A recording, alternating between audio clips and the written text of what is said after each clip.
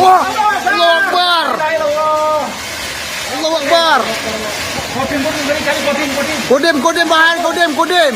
Angin puting beliung menerjang perumahan TNI di Kabupaten Bener Meriah Aceh, mengakibatkan sejumlah atap rumah berterbangan.